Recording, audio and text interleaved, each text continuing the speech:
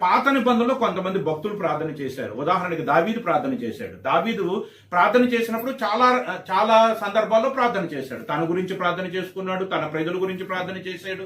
మరి ఆ రీతిగానే దావీదు మరి తన జీవితంలో తనకు మోసం చేసినటువంటి వారిని, తనకు కష్టాలు, తనకు శ్రమలు కలగజేసినటువంటి వారి నిమిత్తం కూడా ప్రార్థన చేశాడు.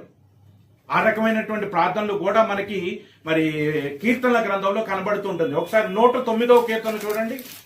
109వ కీర్తన, కీర్తనల గ్రంథము 109వ అధ్యాయము. దావీదు చేసినటువంటి ప్రార్థన ఇందులో రాయబడి ఉన్నది. 109వ కీర్తనలో, నా స్తుతికి కారణభూతుడు ఒక దేవా, మౌనంగా ఉండకము, నన్ను చెరపవలనని భక్తిహీనులు తమ నోరు తమ నోరు తెరిచి ఉన్నారు. వారు నా మీద అబద్ధములు చెప్పుచున్నారు. నన్ను పట్టుకొని నా మీద ద్వేషపు మాటలాడుచున్నారు. నిర్నిమిత్తముగా నాతో పోరాడుచున్నారు. నేను చూపిన ప్రేమకు ప్రతిగా వారు నా మీద పగపట్టి ఉన్నారు. అయితే నేను మానక ప్రార్థన చేయుచున్నాను. నేను చేసిన మేలునకు ప్రతిగా కీడు చేయుచున్నారు. నేను చూపినకు ప్రేమకు ప్రతిగా నా మీద ద్వేషము ముంచుచున్నారు. వారిని మీద భక్తిహీనుని అధికారంగా నుంచుము. అపవాది వాని కుడి ప్రక్క నిలుచునుగాక. వాడు విమర్శలోనికి తేబడినప్పుడు దోషి అని తీర్పు నొందునుగాక అని ఇంకా 8వ వచనంలో ఏమంటున్నాడు? వారి ప్రార్థన పాపమవును కాక, వాని జీవిత దినములు కొద్దివగును కాక, వాని ఉద్యోగము వేరొకటి తీసుకును గాక, వాని బిడ్డలు తండ్రి లేని వారు అవుదురు గాక, వాని భార్య విధవరాలు అవుదురు గాక, వారి బిడ్డలు దేశ దిమ్మర్లు అవుదురు గాక, పాడుపడిన తమ ఇండ్లకు దూరముగా వారు జీవమును వెదుకురుదురు గాక. అంటే ఏం చేస్తున్నాడు అక్కడ ప్రార్థనలో? ఇండైరెక్ట్ గా అతడు మరణము కావాలనని ప్రార్థిస్తున్నాడు. ఎవరైతే అతడు చూపినటువంటి ప్రేమకు ప్రతిగా అతని మీద పగపట్టి ఉన్నారో వారి గురించి దావీదు ఏమని ప్రార్థన చేస్తున్నాడు? అతని యొక్క భార్య విధవరాలు అవ్వాలంటే అతను ఏమవ్వాలి? చనిపోవాలి. అతని బిడ్డలు దేశదిమ్మర్లై తిరగాలి, అతని పక్కన అపవాది ఉండాలి అని తన శత్రువుల నిమిత్తము అతడు చేస్తున్నటువంటి ప్రార్థన ప్రతీకారముతో కూడినటువంటి ప్రార్థనగా ఉన్నది. ఇది దావీదు యొక్క ప్రార్థన. దావీదు ఎవరు? దేవుని ఇష్టానుసారుడైన మనుషుడు. కాబట్టి దావీదు చేశాడు కాబట్టి ఇప్పుడు మేము చేస్తామని చేసేటువంటి వారు కూడా లేకపోలేదు. వారికి కష్టం వచ్చినప్పుడు, వారికి శ్రమ వచ్చినప్పుడు, వారి మేలు చేసినప్పుడు చేసినటువంటి మేలును మరిచిపోయి వారి మీద పగ తీర్చుకుంటానికి, ప్రతీకారం తీర్చుకుంటానికి ప్రయత్నం చేస్తున్నటువంటి వారిని బట్టి దేవుని ఎరిగినటువంటి వారు కూడా కొంతమంది దావీదు ప్రార్థనను అనుసరించి ఈ రీతిగా ప్రార్థిస్తున్నటువంటి వారు కూడా లేకపోలేదు. ఆ యొక్క నిబంధన వేరు, ఈ యొక్క నిబంధన వేరు. ఇప్పుడు నిబంధన మార్చబడింది. ఏమని మార్చబడిందో చూడండి. మత్తయి రాసిన సువార్త 43వ వచనమును చూసినట్లయితే 5వ అధ్యాయము 43వ వచనం. 5వ అధ్యాయము 43వ వచనం నుంచి, నీ పొరుగువాన్ని ప్రేమించి నీ శత్రువును ద్వేషించమని చెప్పబడిన మాట మీరు విన్నారు కదా. నేను మీతో చెప్పినదేమనగా, మీరు పరలోకమందున్న తండ్రికి కుమారులై ఉన్నట్లు మీ శత్రువులను ప్రేమించుడి, మిమ్మల్ని హింసించు వారి కొరకు ప్రార్థన చేయడి. మార్చబడింది నిబంధన. పాత నిబంధనలో కాదు ఇప్పుడు మనం ఉన్నది. జంతువుల యొక్క రక్తము చేత మనం శుద్ధి చేయబడట్లేదు. మేకల యొక్క రక్తము చేత మనం శుద్ధి చేయబడట్లేదు. ఇప్పుడు ఎవరి యొక్క రక్తము చేత మనము పరిశుద్ధులుగా, నీతిమంతులుగా తీర్చబడుతున్నాము? నిర్దోషమైనటువంటి యేసుక్రీస్తు యొక్క రక్తము చేత మనం నీతిమంతులుగా తీర్చబడుతున్నాం. నిబంధన మార్చబడింది కాబట్టి మన మనసులు కూడా మార్చబడాలి. దావీదు వలె ప్రార్థన చేయటానికి దేవుడు మనకు అధికారం ఇవ్వలేదు. దావీదుకి ఇచ్చినటువంటి ఆజ్ఞ ఏమిటంటే తన యొక్క పొరుగు వారిని ప్రేమించాలి, శత్రువుని ద్వేషించమని ధర్మశాస్త్రం చెప్తుంది.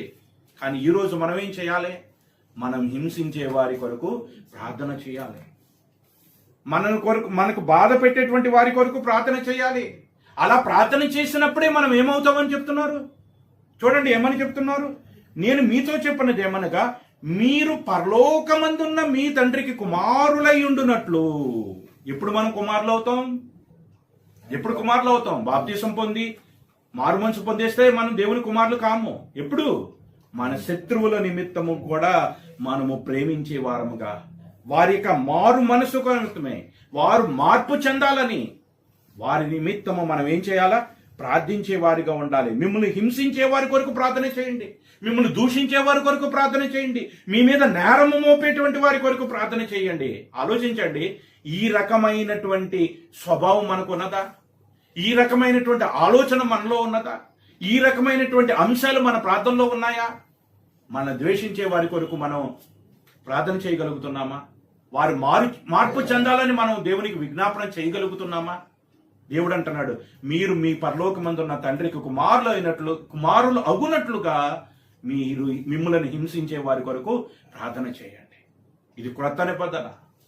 ద్వేషించటానికి, దూషించటానికి, ఇతరుల పాపమును దేవుని ఎదుట ఎత్తి పెట్టడానికి దేవుడు మనకి అధికారము ఇవ్వలేదు. ఎందుకు దేవుడు వారిని ప్రేమించమంటున్నాడు? ఎందుకు హింసించే వారి కొరకు ప్రార్థన చేయమంటున్నాడు అంటే కింద కూడా చెప్తున్నాడు, ఆయన చెడ్డవారి మీదను మంచి వారి మీదను కూడా ఏం ఉదయం చేస్తున్నాడు? ఉదయం లగంగానే సూర్యుడు అందరి మీద ఉదయిస్తున్నాడా, లేకపోతే నీతిమంతుల మీద మాత్రమే ఉదయిస్తున్నాడా? పరలోకమందున్న తండ్రి అందరి పట్ల కృప చూపేవాడు. ఆయన అందరికీ ఉపకారి. ఆయన కుమారులుగా మనం ఉండాలి అంటే ఆయనను పోలి మనం నడుచుకోవాలి. క్రీస్తు కలిగినటువంటి మనసును మనం కలిగి ఉండాలి. శత్రువుల గురించి ప్రార్థించి మనం హింసించే వారి కొరి పట్ల మనం దయను, ప్రేమను చూపించే వారంగా మనం ఉండాలి. అందుకని ప్రభువైన యేసుక్రీస్తు సిలువలో పలికిన మొదటి మాట ఏమిటి? తండ్రి, వీరేమి చేయుచున్నారో వీరికి తెలియదు కనుక వీరిని క్షమించండి. యేసుక్రీస్తు చూపినటువంటి మార్గం మన ప్రార్థనలో మనము చేయవలసినటువంటిది, మనల్ని ఎవరైతే దూషిస్తున్నారో, మనల్ని ఎవరైతే నేరం మోపుతున్నారో, మన మీద ఎవరైతే మరి నిందలు వేస్తున్నారో వారిని దూషించే వారిగా, వారిని నిందించే వారిగా, వారి మీద నేరము మోపేటువంటి వారిగా, వారి మీద ఎదురుదాడి చేసేటువంటి వారిగా మనం ఉండక మనం ఏం చేయాలా? వారి నిమిత్తము దేవుని యొద్ద ప్రార్థన చేయాలి. అలా ప్రార్థన చేయటం ద్వారా మనం చూపేటువంటి ఆ నీతి కార్యము ద్వారా ఎదుటి వారిలో ఏం జరిగిద్దంట? మారు మనసు పొందే అవకాశాన్ని. నీ శత్రువు ఆకలి కొంటే ఏం పెట్టమన్నాడు? భోజనం పెట్టు. అలా భోజనం పెట్టడం వలన ఆ యొక్క శత్రువు యొక్క తల మీద నిప్పులను కుప్పగా పోస్తావు. అలా నిప్పులను కుప్పగా పోయటం ద్వారా అతనిలో మారు మనసు వచ్చే అవకాశం ఉన్నది. అంటే వారికి వాక్యాన్ని ప్రకటించడం ద్వారా రక్షించుకోలేని నీవు వారిని మన యొక్క ప్రవక్తన ద్వారా వారిని రక్షించుకోవచ్చు. ఇతరులను రక్షించి దేవుని రాజ్యములోనికి చేర్చటానికి, ఆయన రాజ్యము వచ్చును కాక అనేటువంటి ఆ యొక్క పనిలో మనము కూడా పాలిభాగస్తులు అవ్వటానికి మనం చేయవలసినటువంటి పని ఏమిటి అంటే, మన శత్రువును ప్రేమించటం ద్వారా కూడా మన శత్రువు మారు మనసు పొందటానికి అవకాశము మనము కల్పించినటువంటి వారం అవుతాం. అందుచేత మనము పరలోకమందున్న తండ్రికి కుమారులు అగినట్లుగా మనం ఏం చేయాలి? మన శత్రువులను మనం ప్రేమించాలి. మన హింసించే వారి కొరకు ప్రార్థన చేయాలని ఇక్కడ ప్రభు మనకు గుర్తు చేస్తూ ఉన్నాడు.